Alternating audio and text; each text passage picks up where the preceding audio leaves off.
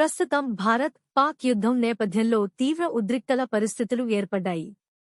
ఈ సమయంలో ఇరుదేశాలు తమ శక్తి మేర తన వనరులన్నీ ఉపయోగించుకోవాలని భావిస్తున్నాయి.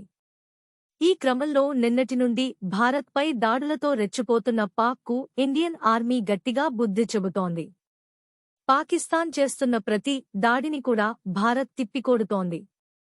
ఈ క్రమంలో ఈ రోజు రక్షణ శాఖ మంత్రి Rajnath Singh, chief of defence staff Anil Chauhan త్రివిధ దళాధిపతులతో సమావేశమయ్యారు.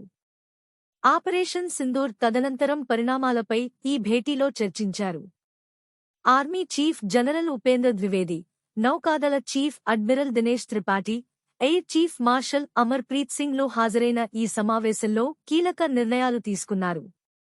ఈ క్రమంలో ఇండియన్ ఆర్మీని మరింత దృఢంగా తయారు చేసేందుకు అవసరమైతే టెరిటోరియల్ ఆర్మీని రంగంలోకి దించాలని ఈ సందర్భంగా కేంద్రం ఆర్మీ చీఫ్కు అధికారాలు ఇచ్చింది.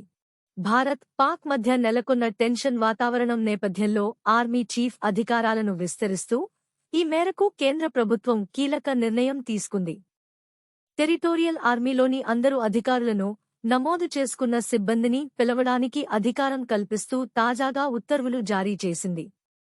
దేశం క్లిష్ట పరిస్థితులు ఎదురైనప్పుడు భారత ఆర్మీతో కలిసి ప్రత్యర్థితో తలపడేందుకు ఈ టెరిటోరియల్ ఆర్మీ ఎప్పుడూ సిద్ధంగా ఉంటుంది. ఇందులో సిబ్బంది, అధికారులకు రెగ్యులర్ ఆర్మీ తరహాలోనే ట్రైనింగ్ ఇస్తారు. వీరంతా బయట ఉద్యోగాలు చేసుకుంటూనే స్వచ్ఛందంగా ఆర్మీతో కలిసి పని చేస్తుంటారు.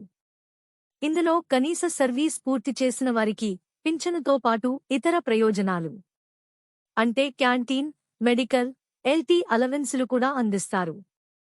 పాకిస్తాన్తో జరిగిన గత 3 యుద్ధాలలో భారత సైన్యంతో కలిసి ఈ టెరిటోరియల్ ఆర్మీ పనిచేశారు. ఇప్పుడు కూడా అదే విధంగా 14 టెరిటోరియల్ ఆర్మీ బెటాలియన్లను విధుల్లోకి తక్షణమే రప్పించాలని నిర్ణయించారు. పార్ట్ టైం వాలంటీర్లతో కూడిన మిలిటరీ రిజర్వ్ ఫోర్స్ టీంలో అధికారులు, జూనియర్ కమిషన్ స్థాయి ఆఫీసర్లు, నాన్ కమిషన్ ఆఫీసర్లు, ఇతర సిబ్బంది ఉంటారు. వీరు భారత సైన్యంలోని వారితో సమానమైన ర్యాంక్లను కలిగి ఉంటూనే సమాజంలో తమ పనులు తాము చేసుకుంటారు. ఈ టెరిటోరియల్ ఆర్మీలో చాలామంది ప్రముఖులు, సెలబ్రిటీలు ఉన్నారు.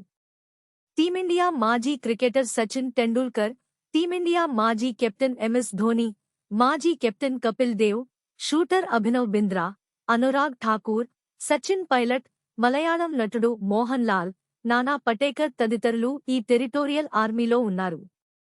ఇందులో ఎంఎస్ ధోని లెఫ్టినెంట్ కర్నల్ హోదాలో పారాచూట్ రెజిమెంట్లో ఉండగా, సచిన్ టెండూల్కర్ భారత వైమానిక దళంలో గ్రూప్ కెప్టెన్గా ఉన్నారు. అయితే దేశ రక్షణలో టెరిటోరియల్ ఆర్మీ పాత్ర ముఖ్యమైనది.